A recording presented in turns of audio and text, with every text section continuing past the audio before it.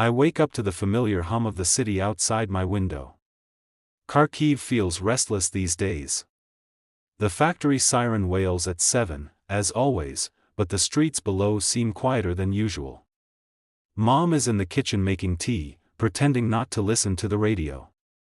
She always does that, pretends not to worry. "Artem, you'll be late for work again," she calls out. I smirk.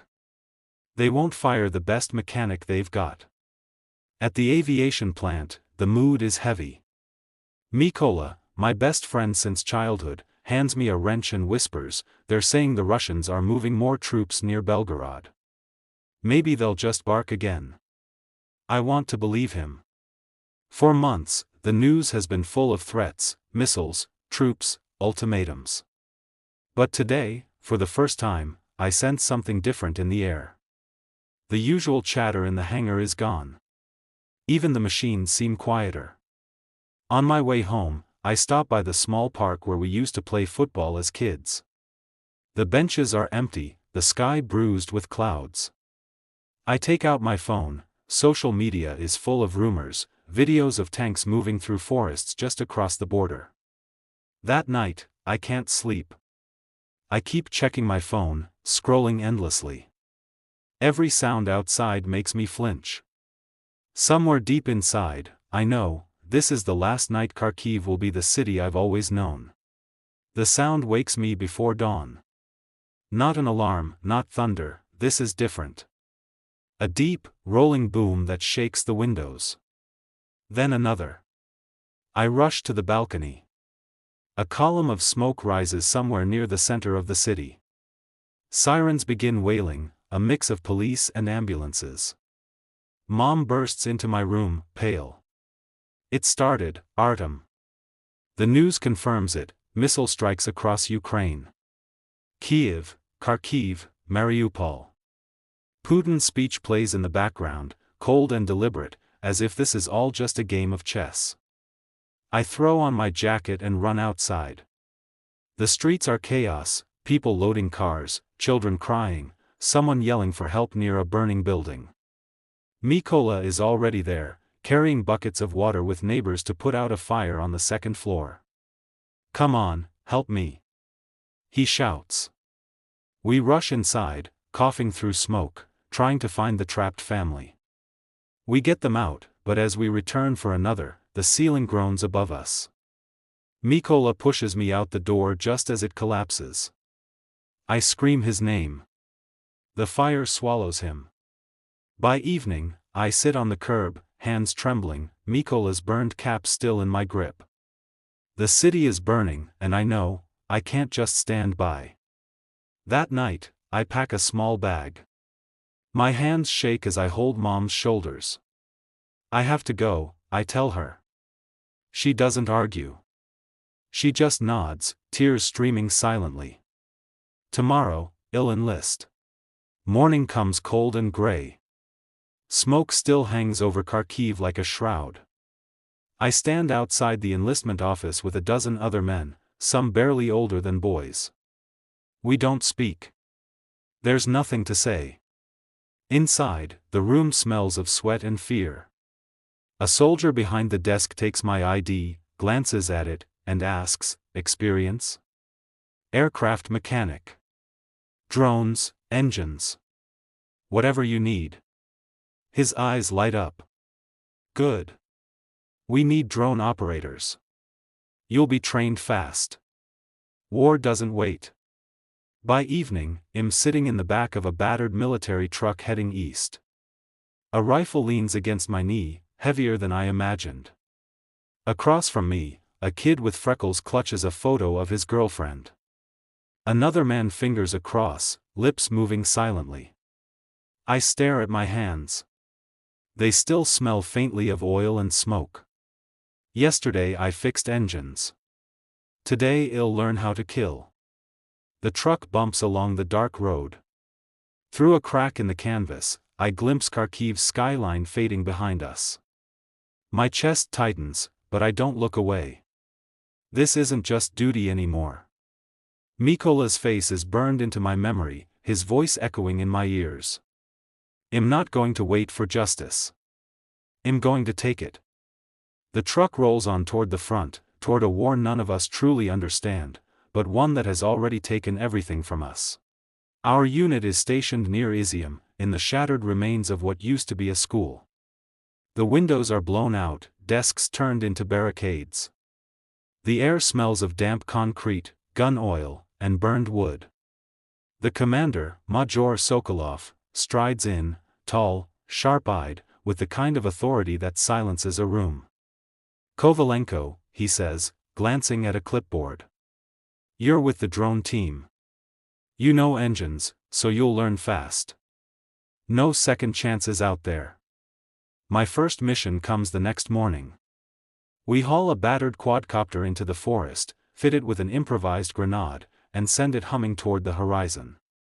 My hands tremble as I guide it on the tablet screen, weaving between trees and houses until I spot a Russian truck idling near a bridge. "Drop it," whispers Yuri, the youngest in our team, barely 20. I tap the screen. The grenade falls. A flash, a plume of smoke, the truck is gone. The men cheer softly, but my stomach twists. I just killed someone. Maybe several someones. I don't feel victory, only a hollow pit in my chest. That night, I sit on a broken step outside the school, staring at my hands. They're the same hands that used to repair planes, fix toys for neighborhood kids. Oksana, the medic, drops down beside me. "First time?" she asks, lighting a cigarette. I nod. "It never gets easier," she says. "But if we don't fight, they'll burn everything. Like they did to Mariupol." I look at her, at the quiet strength in her eyes, and I realize, there's no going back. Weeks blur together, missions, explosions, sleepless nights in damp trenches. Our unit grows close in the way only war allows. We eat from the same dented cans, share smokes, and laugh at stupid jokes just to stay sane. Yuri clings to every word I say, asking how engines work, how drones fly. He reminds me of my younger self, hopeful, curious, still believing in a future. Oksana is different. Calm, sharp-tongued, but with a warmth she hides well. She patches us up after every mission, never complaining, even when her hands shake from exhaustion. Sometimes, late at night, we talk quietly by the fire about life before the war. One mission changes everything.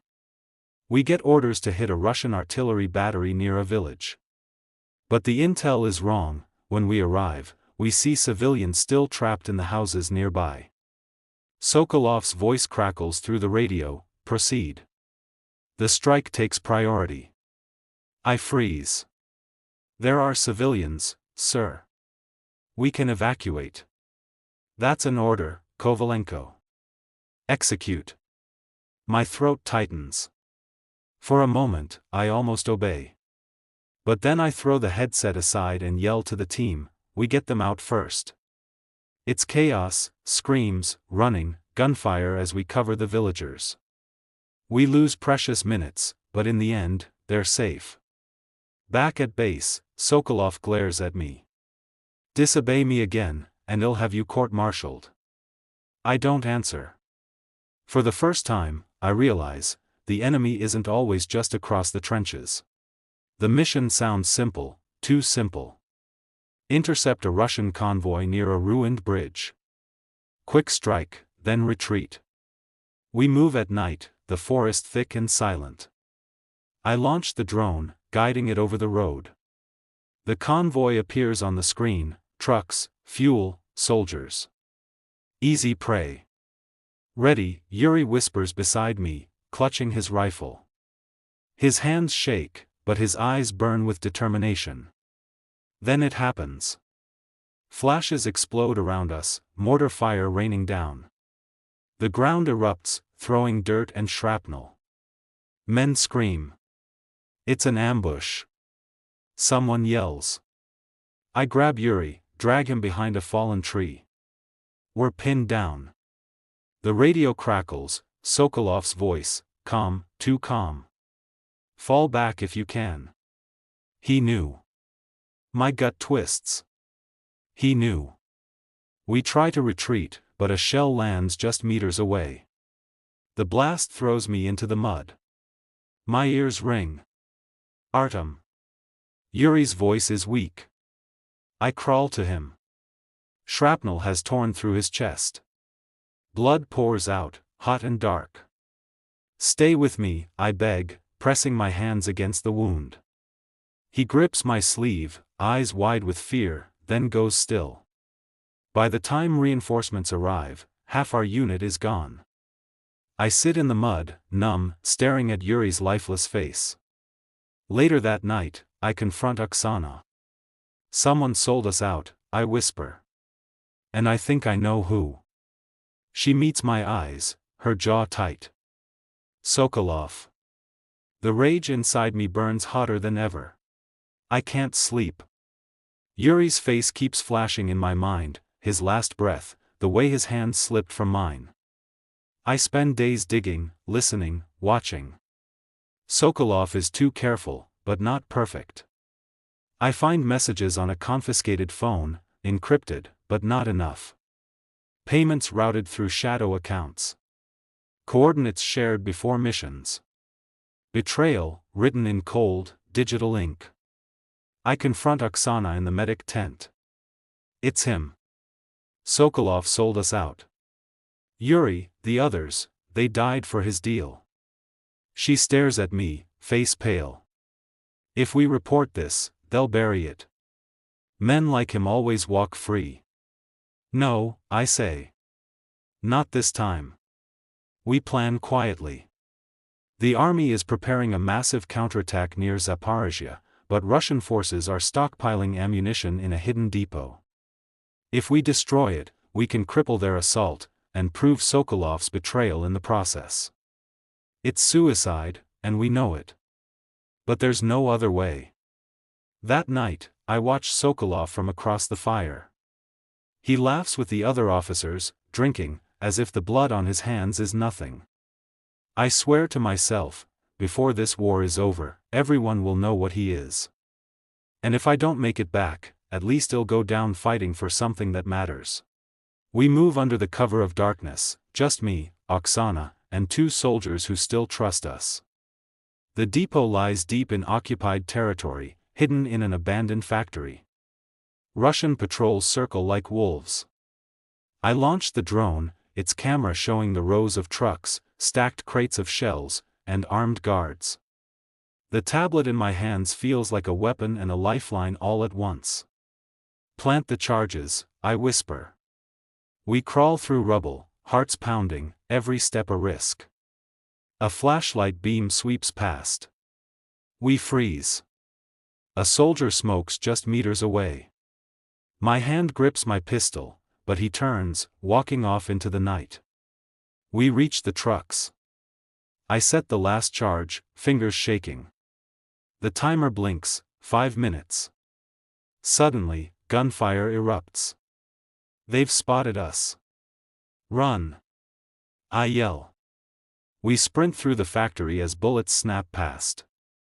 I launch the drone mid-stride, steering it toward a fuel truck. The screen glows white, impact. The explosion tears the night apart. Fire engulfs the depot, shockwaves throwing me to the ground. My ears ring, the sky itself seems to burn. Oksana drags me up. Move! We flee through the chaos, lungs burning, as the factory collapses behind us. We make it to the tree line just as another explosion rocks the earth. The depot is gone. The Russian assault will never happen. But it isn't over. Not yet. Back at camp, the air is thick with tension. Sokolov's smirk fades when he hears the news, the depot reduced to rubble, the assault crippled. But he knows it's more than a military defeat. I wait for him outside the command tent, heart hammering. When he steps out, I look him in the eyes. You betrayed us, I say. Yuri, the others, they died because of you. His gaze sharpens. Careful, Kovalenko. Accusations like that can ruin careers. And lives. I pull out the files, the messages, the payments, everything. The proof's here. The unit knows. The military court will know. For a moment, I think hell attack. But instead, he steps back, a flicker of fear in his eyes. Orders come swiftly. Sokolov is arrested and stripped of his rank.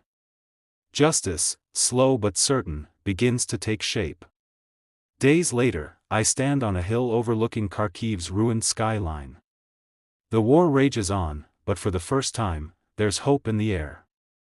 Oksana joins me silently. We watch as the sun breaks through dark clouds, fragile, but real. I don't know what comes next, I say. But I know we'll survive. She smiles softly. Together. And in that moment, amidst the ruins and memories, I believe her.